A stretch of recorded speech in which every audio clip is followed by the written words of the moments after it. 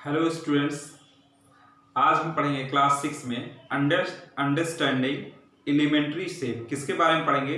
Understanding elementary shape के बारे में पढ़ेंगे। देखिए, अभी हम इसी चैप्टर में पढ़ रहे थे किसके बारे में? एंगल्स के बारे में पढ़ा। एंगल्स मेजर कैसे किया जाएगा उसके बारे में हम पढ़े।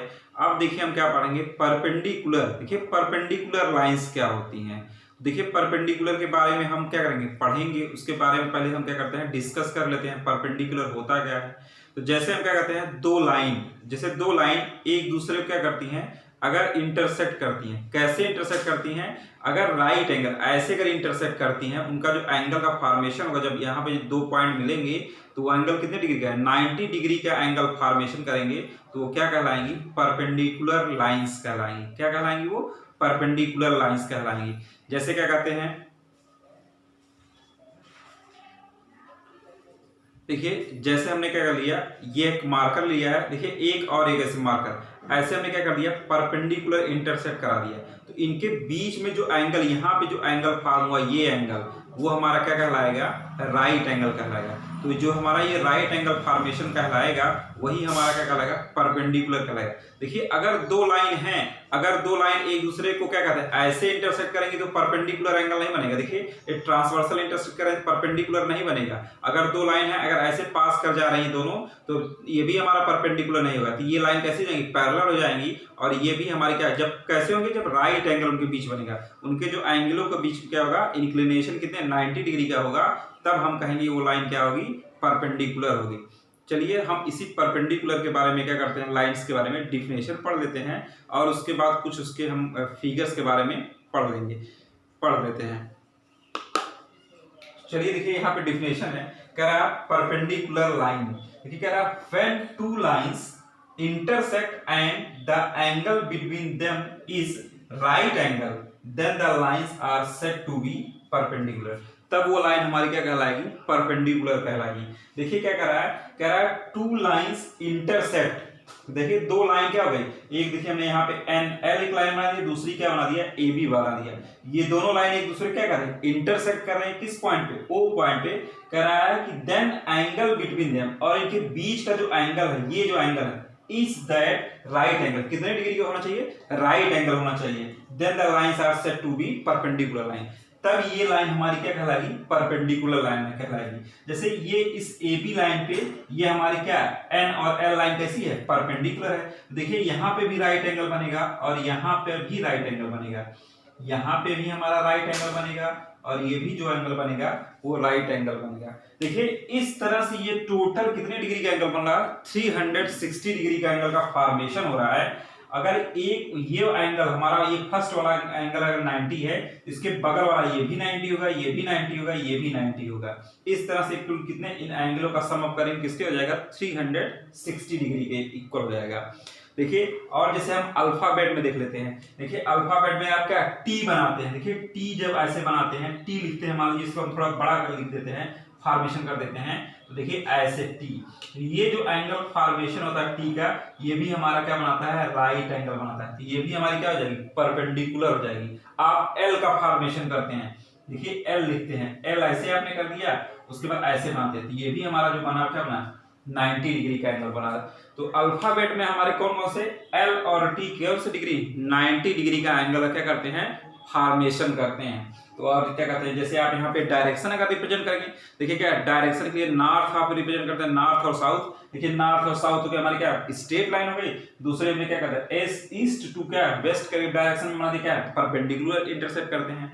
तो ये सब एग्जाम्पल किसके हैं? परपेंडिकुलर लाइन्स के एग्जाम्पल हैं।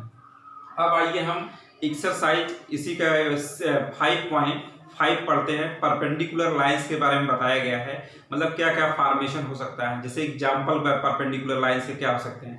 जैसे आप क्या कहते हो? टेबल हो जाएगा। देखिए टेबल क्या होता है? टेबल हमारा जो होता है एक रेक्टेंगल के फॉर्म में होता है, तो जिसका जो फॉर्मेशन होता है कैसे होता है? देखिए एक हमारे टेबल ऐसे, मान लीजिए हमने रेक्टेंगल ऐसे बना दिया ऐसे। देखिए यहाँ पे जो एंगल होगा ये 90 डिग्री का, ये हमारी क्या परपेंडिकुलर लाइन होगा किस पे? इस लाइन पे। तो ये भी हमारा एक ये क्या किसका शेप हो गया? आपने टेबल का शेप हो गया, ऐसे आप बहुत से इसका ज्योमेट्री बॉक्स देख लीजिए, वो भी हमारा कैसा होता है, स्क्वायर मतलब इसका रेक्टेंगल शेप में होता है, लेकिन उसमें एक लाइन ऐसे परपेंडिकुलर ऐसे होती है, तो वो भी हम रिप्रेजेंटेशन कर सकते हैं किसके, वो हमारा क्या हो गया, रेक्टेंगल हो गया। मोबाइल देख लीजिए क्या कहते हैं, वो भी आपका फॉर्मेशन करता है क्या, राइट एंगल बनाता है। ऐसे बहुत सारे एग्जाम्पल्स हैं जो आप डेली लाइफ में क्या करते हैं, यूज करते हैं, देखते हैं उनको, उनका शेप कैसा है, तो परपेंडिकुलर लाइन बना रही है कि नहीं बना रही है, ये सब आप एग्जाम्पल देख सकते हैं। सबसे अच्छा एग्जाम्पल्स क्या है, टेबल्स का हो गया, आपका डेस्क हो गया, और फिर क्या कहते हैं जो ज्योमेट्री बॉक्स हो गया, तो ये सब हमारे किसके एग्जाम्पल हैं, परपेंडिकुलर के एग्जाम्पल हैं। चलिए अब आइए हम एक्सरसाइज, कौन सी एक्सरसाइज, एक्सरसाइज 5.5 को क्या करते हैं, सॉल्व करते हैं, उसको देखते हैं। देखिए यहाँ पे क्वेश्चन नंबर फर्स्ट देखते हैं, कह रहा है question first, which of the following are model for perpendicular lines. ये जो दिए गए चार आपको, आप मतलब क्वेश्चन दिए गए हैं, first, second, third, fourth, A B C D दिए गए हैं, कह रहा इसमें से बताइए कौन सा मॉडल हमारा कैसा है, परपेंडिकुलर है। तो देखिए क्या कह रहा है, the adjacent edge of tables top. देखिए जो टेबल का टॉप होता है, देखिए यहाँ पर हमने टेबल का एक टॉप बना दिया है, तो इसके क्या होते हैं, एडजेसेंट एज, जैसे ये साइड और ये साइड, ये दोनों जब एक दूसरे के इंटरसेक्ट करेंगे तो यहाँ पे जो एंगल बनाएंगे वो कैसा होगा, राइट एंगल होगा। देखिए इसी तरह से यहाँ पे भी जो एडजेसेंट साइड के एंगल बनेंगे, ये भी राइट एंगल होगा, ये भी हमारा परपेंडिकुलर होगा, ये भी परपेंडिकुलर होगा, और ये भी परपेंडिकुलर होगा। तो हम कह सकते हैं the adjacent edge of the table of top कैसा होगा, परपेंडिकुलर लाइंस होंगे, कैसे होंगे, परपेंडिकुलर्स होंगे। तो ये हमारा क्या हो जाएगा, पहला कैसा हो जाएगा, परपेंडिकुलर, तो यहाँ पे राइट कर देंगे हम, कैसे हो जाएगा, परपेंडिकुलर। दूसरा कह रहा है the lines of a railway track. देखिए अगर हमने ऐसे यहाँ पे ड्रा कर देते हैं रेलवे ट्रैक, देखिए ये ऐसे एक लाइन हो गई, ये हमने इसका नाम लिख दिया क्या, ए, और इसका नाम क्या हमने लिख दिया, बी। दूसरी लाइन ऐसे हमने ड्रा कर दी रेलवे ट्रैक की, इसका नाम हमने लिख दिया सी, और इसका नाम हमने क्या लिख दिया, डी। देखिए ये दोनों लाइन एक दूसरे को कहीं इंटरसेक्ट कर रही हैं, देखिए ये दोनों लाइन कहीं नहीं इंटरसेक्ट कर रही हैं, तो ये लाइन कैसी हो जाएंगी, पैरेलल लाइन हो जाएंगी, कैसी हो जाएंगी, पैरेलल, पैरेलल लाइंस। तो ये हमारी क्या है, not perpendicular, not perpendicular, perpendicular lines. तो ये हमारी कैसे हो जाएंगी, नॉट परपेंडिकुलर लाइंस हो जाएंगी, और कैसी लाइन होगी, पैरेलल लाइन है। तो पूछ रहा था इसमें से कौन सा फॉलोइंग हमारा फिगर, कौन सा मॉडल जो है परपेंडिकुलर लाइंस का है। तो देखिए हमारा ए वाला परपेंडिकुलर हो गया, बी हमारा परपेंडिकुलर नहीं है। और उसके बाद कह रहा है the line segment forming the letter L. देखिए एल का भी हमने पता, इसके पहले हमने जब एक्सरसाइज पढ़ा शुरू किए थे तो हमने बताया था। देखिए एल आपने ऐसे बना दिया और क्या कर दिया, एक लाइन ऐसे यहाँ पे ड्रा कर दिया। तो ये जो हमारा अल्फाबेट का एल है वो क्या करता है, देखिए इन दोनों के बीच कितने डिग्री का एंगल, 90 डिग्री का एंगल फॉर्म कर रहा है, इसलिए ये भी हमारी लाइन कैसी हो जाएगी, तो हम यहाँ पे लिख देंगे क्या हो जाएगी, perpendicular line, perpendicular, perpendicular lines. या परपेंडिकुलर को ऐसे भी हम रिप्रेजेंट कर दे सकते हैं, उल्टा टी रिप्रेजेंट कर देंगे तो भी परपेंडिकुलर का साइन को रिप्रेजेंट करेगा। अब देखिए इसका डी वाला द लेटर ऑफ वी। देखिए ये लेटर ऐसे अगर हमने ऐसे बना दिया, थोड़ा सा बड़ा करके बना देते हैं, तो देखिए इसके बीच का जो एंगल बना ये हमारा क्या है, राइट एंगल नहीं है, ये कैसा एंगल है, एक्यूट एंगल है, ये एक्यूट एंगल है। तो कैसा हो गया, हमको परपेंडिकुलर के लिए कैसा राइट एंगल चाहिए, तो परपेंडिकुलर है। अगर वो एक्यूट एंगल फॉर्मेशन कर रहा है तो वो हमारा क्या होगा, परपेंडिकुलर लाइन नहीं होगी। ये भी हमारा डी वाला हो गया, नॉट परपेंडिकुलर हो जाएगा। इस तरह से हमने पहले क्वेश्चन को पढ़ लिया। अब आइए इसका सेकंड देखते हैं। देखिए क्वेश्चन सेकंड कह रहा है, क्या कह रहा है, let PQ be the perpendicular to the line segment XY। देखिए कह रहा है PQ हमारा परपेंडिकुलर किस पे, इस लाइन सेगमेंट XY पे। कह रहा है let PQ and XY intersect in the point A। देखिए PQ, ये जो PQ लाइन है और XY लाइन है, कहां पे इंटरसेक्ट कर रही है, इस A पॉइंट पे इंटरसेक्ट कर रही है। कह रही है what is the measure of angle PAY।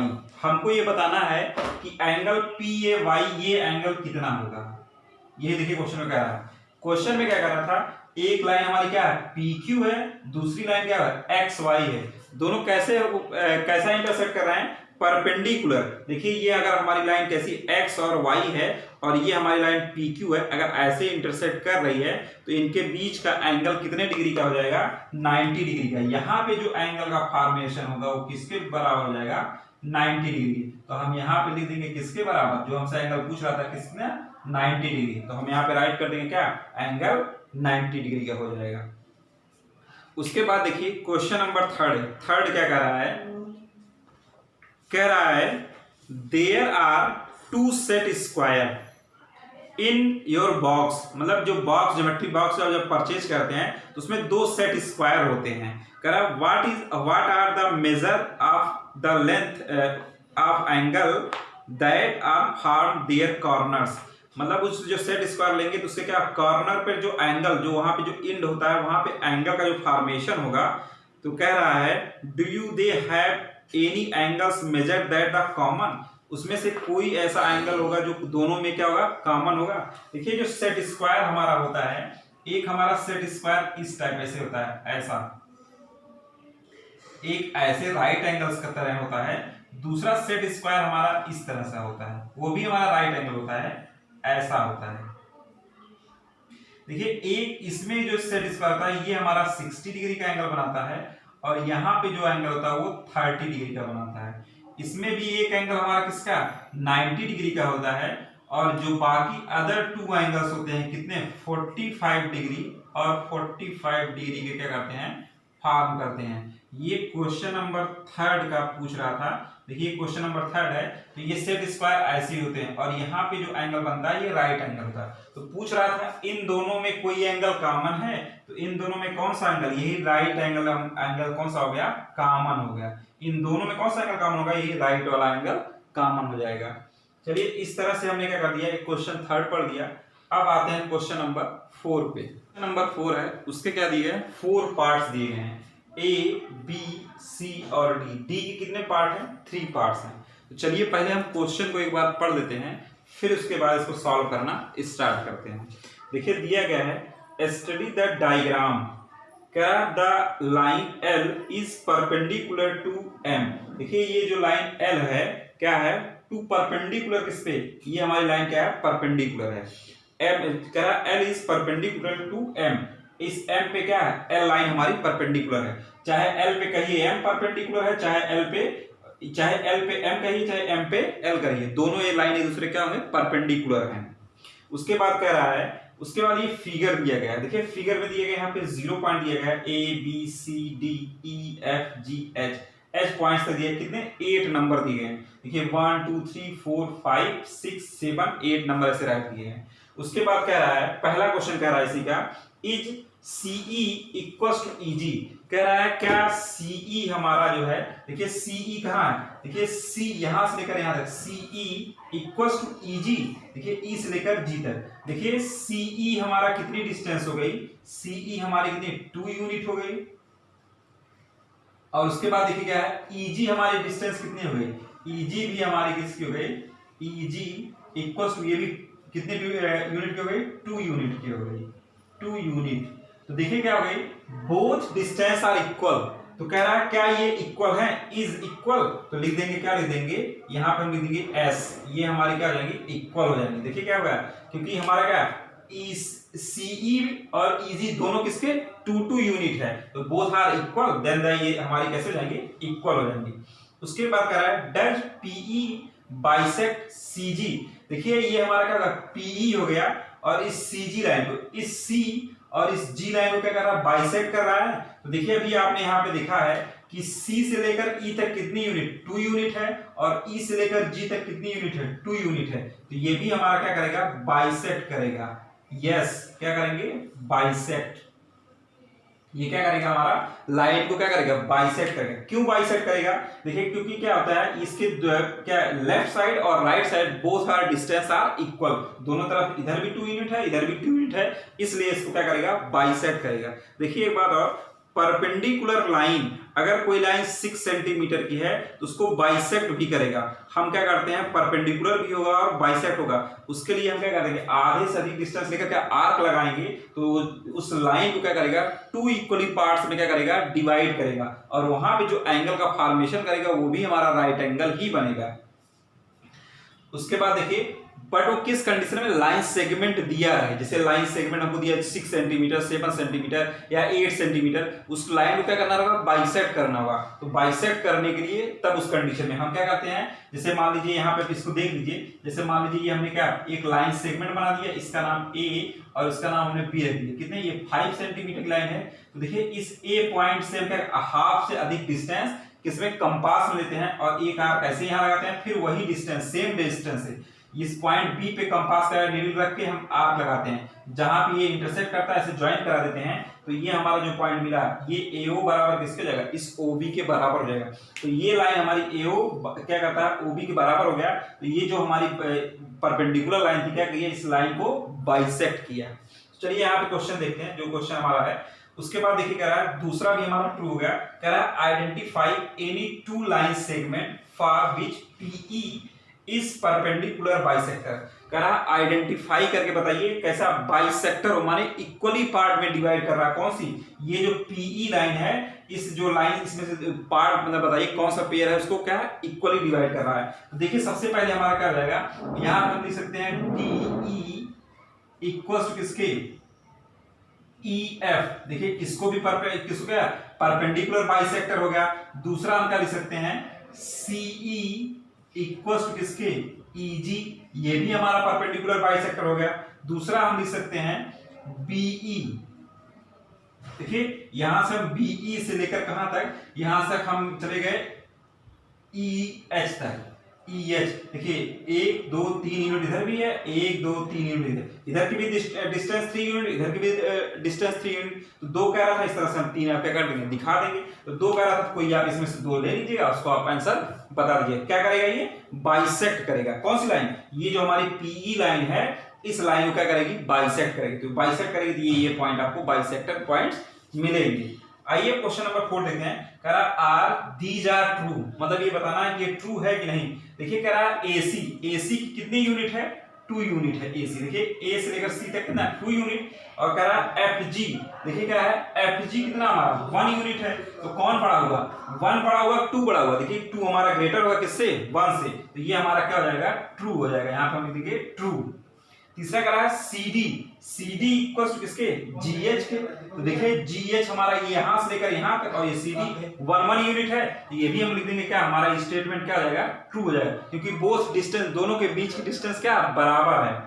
दूसरा कह रहा है BC लेस देन होगा किससे, EH से। तो देखिए BC हमारी 1 यूनिट डिस्टेंस हो गई, और EH हमारी कितनी हो गई, 3 यूनिट डिस्टेंस हो गई। तो ये भी हमारा क्या हो जाएगा, ट्रू हो जाएगा। ये भी स्टेटमेंट हमारा क्या हो गया, ट्रू हो गया। इस तरह से एक्सरसाइज 5.4 में 4 क्वेश्चंस दिए गए थे, और उनके परपेंडिकुलर लाइंस के बारे में हमने क्या किया, पढ़ा। अब इसके जो आगे का एक्सरसाइज है उसको हम नेक्स्ट वीडियो में क्या करेंगे, पढ़ेंगे।